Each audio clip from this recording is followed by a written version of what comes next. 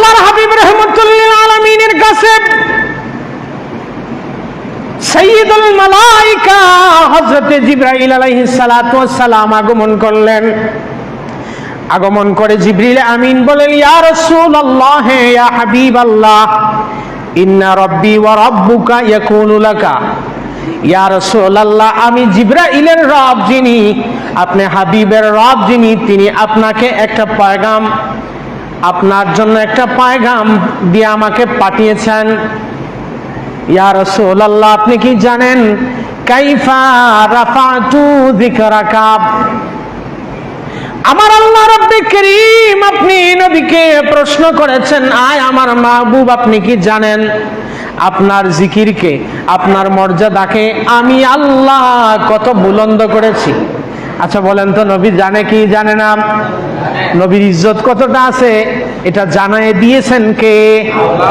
নবীজি বিনয় দেখালেন। আমার নবী বলেন, জিবরাইল রে, আমার মালিক আমার জিকির, আমার সম্মান, আমার ইজ্জতকে কত বুলন্দ করেছেন।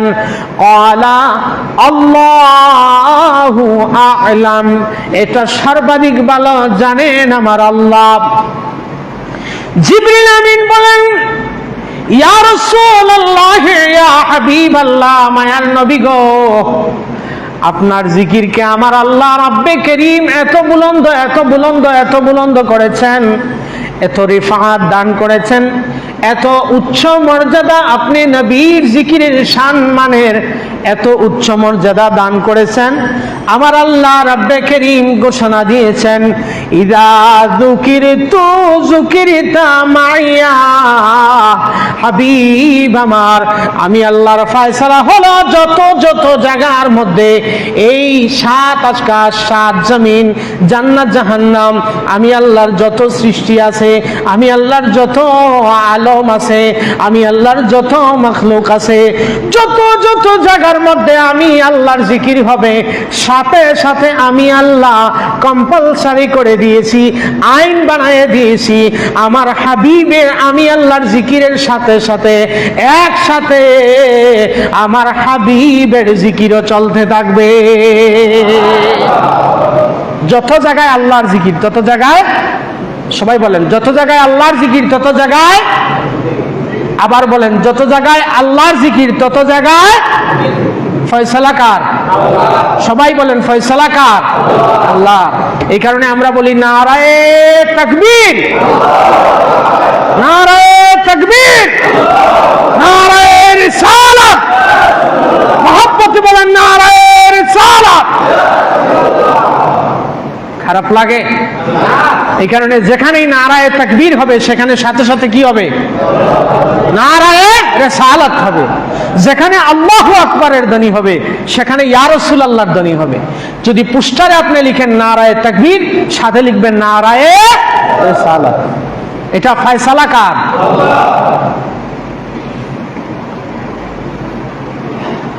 এই ওয়ারাফানা লাকা যিকরাকে আয়াতের তাফসীরে হযরত আব্দুল্লাহ ইবনে আব্বাস রাদিয়াল্লাহু আনহু কি রকম তাফসীর করছেন একটু শুনেন।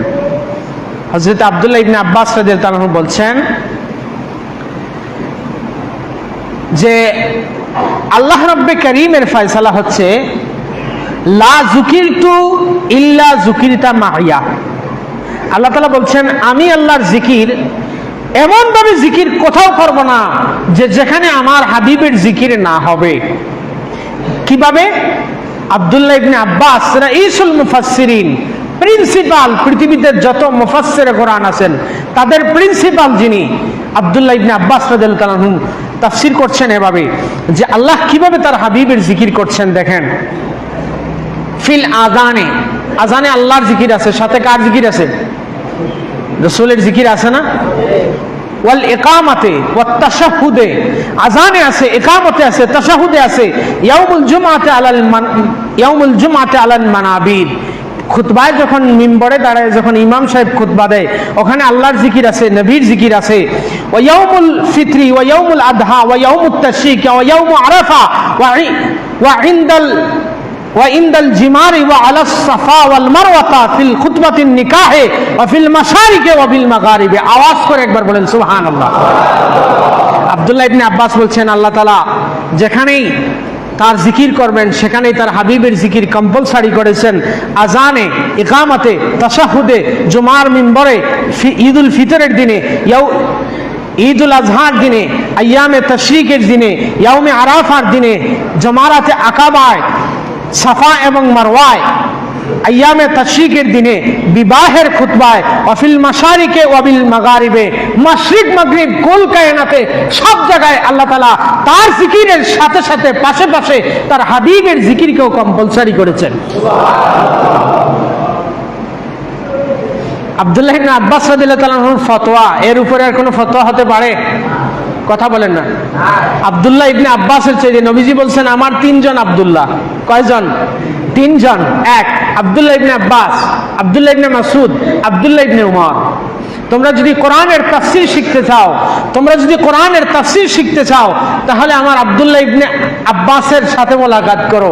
আর তোমরা যদি ফিকহের জ্ঞান হাসিল করতে চাও, তাহলে আমার আব্দুল্লাহ ইবনে মাসউদের সাথে তোমরা মোলাকাত করো। আর তোমরা যদি আমি নবীর জবানের হাদিসের বয়ান শুনতে চাও, তাহলে আমার আব্দুল্লাহ ইবনে ওমরের মোলাকাত করো। দেখেন আব্দুল্লাহ ইবনে আব্বাস রাদিয়াল্লাহু তাআলার ফতোয়াটা খেয়াল করেন। হযরত আব্দুল্লাহ ইবনে আব্বাস রাদিয়াল্লাহু তাআলা আনহু বলেন, লাউ আন্না রাজুলান আব্দুল্লাহি জাল্লা সানাউহু, যদি আমার আল্লাহ রাব্বে কারীমের কোন বান্দা এরকম হয়, ওয়া সাদ্দাকা বিল জান্নাতে ওয়ান নারে, এমন কোন বান্দা যদি আল্লাহর হয় যে আল্লাহকে মানে, এবং সে লাউ আন্না রাজুলান আবদাল্লাহি জাল্লা সানাউহু সাদ্দাকা বিল জান্নাহ, এমন যদি কোনো আল্লাহর বান্দা হয়, যেই আল্লাহর বান্দা আল্লাহ রাব্বে কারীমের তৈরি জান্নাতের উপরে ঈমান আনে, জান্নাত বিশ্বাস করে, ওয়ান নারি, এবং জাহান্নামের শাস্তিকে ভয় করে বিশ্বাস করে, ওয়া কুল্লু শাইইন, এবং আমার আল্লাহ রাব্বে কারীমের সব কিছু দেওয়া বিধিবিধান যদি মেনে নেয়, বিশ্বাস করে নেয়, ওয়ালাম ইয়াশহাদ আন্না মুহাম্মাদান সাল্লাল্লাহু আলাইহি ওয়াসাল্লাম রাসূলুল্লাহ, সব কিছু যদি বিশ্বাস করে, ওয়ালাম ইয়াশহাদ আন্না মুহাম্মাদান সাল্লাল্লাহু আলাইহি ওয়াসাল্লাম রাসূলুল্লাহ, কিন্তু যদি এরকম হয় সব মানার পড়লে, সব মানলো, সব জানলো, সব বিশ্বাস করলো, কিন্তু আল্লাহ রাব্বে কারীমের প্যারা হাবিবকে রাসূল হিসাবে মানলো না, বিশ্বাস করলো না, আব্দুল্লাহ ইবনে আব্বাস রাদিয়াল্লাহু তাআলা আনহু বলে, লাম ইয়ানতাফি বিশাইইন, তার ওই আল্লাহ মানা দ্বারা এক ফুটাও ফায়দা হবে না। পড়েন সুবহানাল্লাহ। সব মানেন কিন্তু নবীকে মানেন না, তার মানে এই ঈমান দিয়ে আপনার কোনো ফায়দা হবে? বরং আব্দুল্লাহ ইবনে আব্বাস রাদিয়াল্লাহু আনহু বলেন, এই সব কিছু বিশ্বাস করে আর নবীর রিসালাতকে বিশ্বাস না করে, তাহলে কানা কাফেরান, সব কিছু মানার পরেও ওই বান্দাটা টাটকা একজন কাফের। নাউজুবিল্লাহ বলবেন না? ফতোয়াকার আব্দুল্লাহ ইবনে আব্বাস রাদিয়াল্লাহু আনহু। এই কারণে বাবার আমার, হযরতে আলী কাররামাল্লাহু ওয়াজহুল কারীম যখনই নবীকে দেখতেন তখন একটা কবিতা পড়তেন। কোন আলী চিন্তা করতেছেন, যাকে নবীজি বলেছেন আনা মাদিনাতুল ইলমি ওয়া আলীউন বাবুহা, আমি হচ্ছি জ্ঞান রাজ্যের শহর আর আমার আলী হচ্ছে সেই জ্ঞান শহরের দরজা।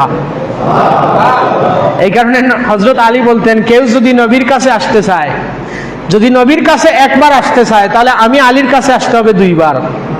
সুবহানাল্লাহ কইতেন না? কেউ যদি নবীর কাছে আসতে চায়, তাহলে নবীর কাছে একবার আসতে হলে আমার কাছে দুইবার আসতে হবে। নবীর সাথে একবার সাক্ষাৎ করলে আমার সাথে দুইবার সাক্ষাৎ করা লাগবে। কেন? কেউ যদি দরজায় প্রবেশ করে, তাহলে ঢোকার সময় একবার, আর বাহির হওয়ার সময় আমার নাসিয়া নবীর ইলিম পর্যন্ত পৌঁছা যাবে। হযরত আলী রাদিয়াল্লাহু তাআলা আনহু বলেন, দুনিয়ার মানুষেরা, ও দুনিয়ার মানুষেরা শোনো, ইনি হচ্ছেন এই আল্লাহর হাবিব, ওয়াশাক্কালাহু মান ইসমিহি লিইউজিল্লাহু ফাযুল আরশি মাহমুদুন ওয়া হাদা মুহাম্মদ। আল্লাহর হাবিবের দিকে তাকায়া তাকায়া মাওলা আলী কবিতা পড়তেন, নাত পড়তেন। নবীজির নাত পড়া, নবীজির শানে কবিতা পড়া জায়েজ আছে না নাই? আছে না নাই? আপনারা নাত পড়েননি? হিন্দি গান শুনতে ভালো লাগে, ডিস্কো গান শুনতে ভালো লাগে। এই গান শুনলে কিছু কিছু গান এরকম আছে যে গানগুলো আপনার ইমানকে পর্যন্ত ধ্বংস করে দিবে। কিছু গান এরকম আছে না নাই? একটা গান অনেক আগে আমার কানে আসছিল আর কি, তো এটা নিয়ে আমি চিন্তা করলাম। অনেক আগে একটা গাড়িতে বসে আমি শুনছিলাম যে কেউ একজন গান এরকম বলতেছে যে আমাকে ফুল করিতে ভুল করেছেন সৃষ্টি বিধাতায়। মানে কি চিন্তা করতেছেন? আপনার তো গান শুনে মজা লাগবে, আপনি মাথা নাড়াবেন, এই মাথা নাড়ানোর সাথে সাথে আপনি ইমান থেকে খারেজ হয়ে যাবেন। এই গান যদি কেউ মাথা নাড়ায় তৃপ্তি পায়, এই কারণে ঘৃণা হচ্ছে হারাম। এই গান থেকে লজ্জত নেওয়া, হারাম কথাকে নিয়ে, হারাম কথাকে হৃদয়ে ধারণ করে প্রশান্তি অনুভব করা হচ্ছে কুফর। এই কারণে কিছু কিছু গান এইরকম আছে যেগুলো মানুষের ইমান পর্যন্ত ধ্বংস করে দেয়। হিন্দি গান আছে না? আমাকে আমার এক ভাই জিজ্ঞেস করলেন, এই একজন ইউনিভার্সিটি স্টুডেন্ট, বললো হুজুর একটা গান আমি দেখি যে প্রায় ভাইরাল। আমাকে জিজ্ঞেস করেছিলেন তিনি যে হিন্দি একটা গান গায়ক বলতেছে যে জান্নাত সাজাউঙ্গা তেড়ে লিয়ে। আমাকে প্রশ্ন করতেছেন যে হুজুর এখানে তো জান্নাতের কথা বলছে, তো এই কারণে এই গান যদি কেউ গায় কিংবা এটা বিশ্বাস করে তাহলে কি তার ঈমান থাকবে কিনা? তো আমি তাকে ধন্যবাদ দিলাম, ভাই আপনাকে প্রথম ধন্যবাদ হলো আপনি যে এই গান নিয়ে চিন্তা করে আমাকে প্রশ্ন করছেন। সে জান্নাতে গেলে না জান্নাত সাজাবো, তার নসিবে জান্নাত আছে কি নাই, কিন্তু তার প্রিয়তমার জন্য সে জান্নাত সাজায় ফেলতেছে। বাবা, আল্লাহ রাব্বে কারীম আমাদেরকে অশ্লীল অশ্রাব্য সকল গান বাজনা থেকে আমাদেরকে হেফাজত করুন।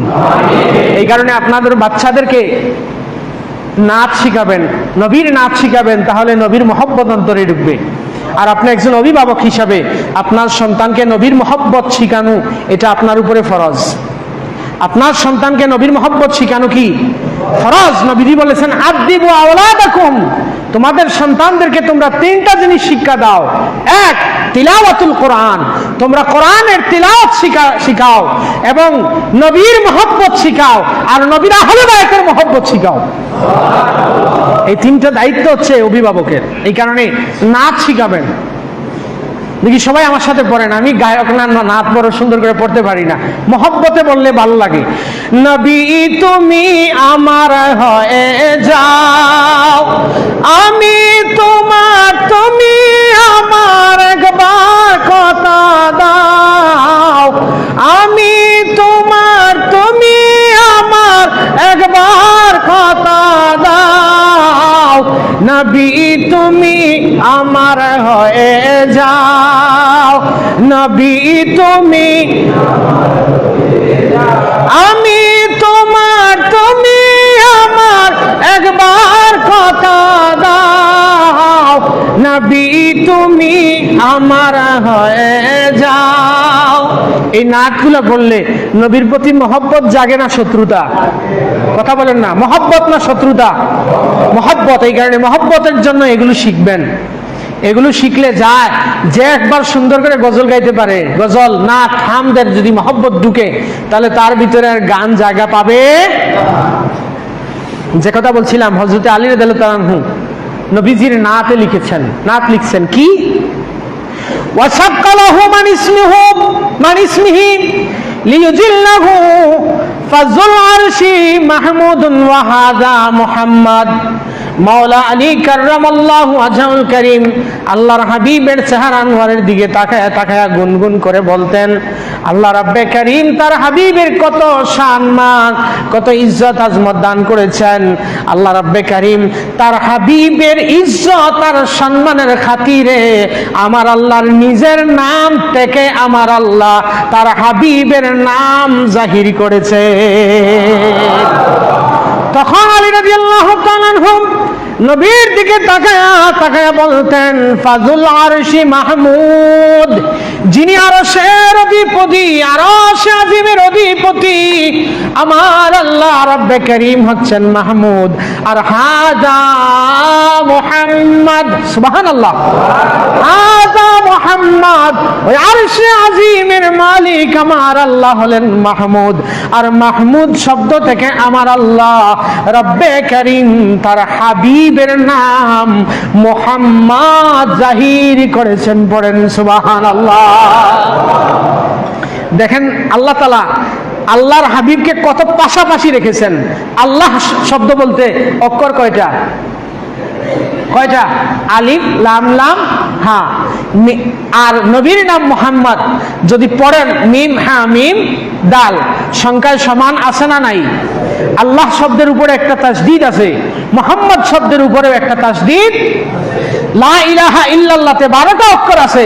আল্লাহ তাআলা লা ইলাহা ইল্লাল্লাহ কালেমার, তাওহীদিক কালেমার মধ্যে 12টা অক্ষর রেখেছেন। মুহাম্মাদুর রাসূলুল্লাহ এখানে আল্লাহ তাআলা 12টা অক্ষর রেখেছেন। আল্লাহর নাম হচ্ছে রাউফুর রহিম। আল্লাহ কি? রাউফুর রহিম। আল্লাহ বলেন হাবিব আমার সিফতি নাম, এটা আমি আল্লাহ আপনি নবীকে দান করে দিলাম। লাকাদ জাআকুম রাসূলুম মিন আনফুসিকুম আজিজুন আলাইহি মা আনিতুম হারিসুন আলাইকুম বিল মুমিনিনা রাউফুর রহিম। ও রব্বে, ওগো আমার হাবিব, আমি আল্লাহ হচ্ছি রাউফুর রহিম, আপনি নবীও হচ্ছেন রাউফুর রহিম। আল্লাহর সিফতি নাম আল্লাহ তাআলা কাকে দিয়েছেন? নবীকে দান করে দিয়েছেন। আল্লাহ তাআলা হলেন আজিজ। আল্লাহ তাআলা আজিজ নামটা তার হাবিবকেও দান করেছেন, আজিজুন আলাইকুম। সুবহানাল্লাহ বলেন। আল্লাহ রাব্বে কারীম তার হাবিবকে কত পাশে রেখেছেন, কাছে রেখেছেন। এই কারণে মুহাক্কিক উলামায়ে কেরামগণ বলেন যে মুহাম্মদ খুদা নেহি, খুদা সে জুদা নেহি। নবীকে মাবুদ বলা যাবে না, উপাসনা করা যাবে না, নবীকে আল্লাহ বলা যাবে না, ইলাহ মানা যাবে না। এটা যেরকম সত্য, ঠিক এইরকম সত্য হলো যেরকম আল্লাহ রাব্বে কারীম আল্লাহর সাথে যেরকম শিরক করা যাবে না, ঠিক সেভাবে আল্লাহ রাব্বে কারীম থেকে তার হাবিবকে জুদাও করা যাবে না। এই কারণে যারা আল্লাহর হাবিবকে যারা পৃথক করে ফেলবে, আল্লাহর হাবিবকে যারা পৃথক করবে, পার্থক্য করে ফেলবে, পার্থক্য করে আল্লাহর হাবিবকে গৌণ করবে, তাচ্ছিল্য করবে, রিসালাতকে যদি তাচ্ছিল্য করে, তাহলে তার ঈমানের উপরে খাতরা আসবে। আল্লাহ রাব্বে কারীম আমাদেরকে তাওহীদ এবং রিসালাত দুইটা সমানভাবে বুঝার তৌফিক দান করুন। সবাই বলেন আমরা বান্দাকার। সবাই বলেন বান্দাকার। আল্লাহ রাব্বে কারীম কোরআন আল কারীমে আয়াত নাজিল করেছেন, হাবিব আমার বান্দা যারা আমার ইবাদত করবে, আমি তাদেরকে আমার বান্দা বলি। ও রব্বু, ও আমার মাহবুব, আমার বান্দাগুলোকে আপনি আপনার বান্দা বলে ডাকেন। সুবহানাল্লাহ বলেন না? কুল ইয়া ইবাদিয়াল্লাযীনা আসরাফু। আল্লাহ তাআলা বলেন কুল, হাবিব আপনি বলেন এরা তো আমার বান্দা, আমি আল্লাহ পারমিশন দিয়ে দিলাম, আমি আল্লাহর বান্দাকে আপনি নবী আপনার বান্দা, আপনার গোলাম বলে সম্বোধন করেন। এই কারণে এখন যদি আপনি বলেন যে নবীর গোলাম বলা যাবে না, নবীর গোলাম বলা জায়েজ আছে না নাই? সবাই বলেন আছে। সাহাবায়ে কেরামগণ এই পরিচয় দিতেন। নবীর একজন সাহাবী ছিলেন যার উপনাম হয়ে গিয়েছিল সফিনা। কি নাম? সফিনা। সাহাবী অনেক বড় বোঝা মাথার উপরে নিয়েছেন, অনেক বেশি বোঝা মাথায় নিয়েছেন। তো নবীজি তাকে বললেন আনতা কাসসাফিনা, তুমি এত বোঝা মাথায় নিয়েছো, তোমার তো লাগতেছে তুমি একটা জাহাজ। নবীজি যখনই বলেছেন সফিনা, তার আসল নাম বাদ দিয়ে গোটা মক্কা মদিনার মানুষরা তাকে সফিনা নামেই চিনতেছে। নবীজির জবানের দাম আছে না নাই? সফিনা বলেন, মিশকাত শরীফে এই বর্ণনা এসেছে। হযরতে সফিনা বলেন, আমি কোনো এক যুদ্ধে মুসলিম বাহিনী থেকে পৃথক হয়ে সমুদ্রে পড়ে গিয়েছিলাম। সেখান থেকে পথ ভুলে আমি একটা জঙ্গলের মধ্যে গিয়েছি। জঙ্গলে যাওয়ার পরে সফিনা বলেন ফাহুয়া বিল আসাদ, আমি যাই দেখি সেখানে একটা সিংহ আছে। ফাহুয়া বিল আসাদ, সেখানে একটা সিংহ, সিংহ তো তাকে দেখে তর্জন গর্জন করছে। সফিনা দেখে বলেন, এরা জঙ্গলের বাঘ, আমাকে বক্ষণ করে তোমার খিদা নিবারণ করবা। খিদা লাগছে, আমারে খাইলে তোমার খিদা নিবারণ হবে জানি সত্য, তোমার থেকে আত্মরক্ষা করার মতো কোনো সুযোগ শক্তি সামর্থ্য আমার নাই, কিন্তু আমাকে বক্ষণ করার আগে আমার পরিচয়টুকু তুমি জেনে নাও। ওরে জঙ্গলের বাঘ, শোনো, কাকে খাইয়া তোমার খিদা নিবারণ করবা? শোনে নাও, শোনে নাও, আনা মাওলা রাসূলুল্লাহ। আমারে খাওয়ার আগে আমার পরিচয় জেনে নাও, আমি সফিনা হলাম আল্লাহর রাসূলের গোলাম।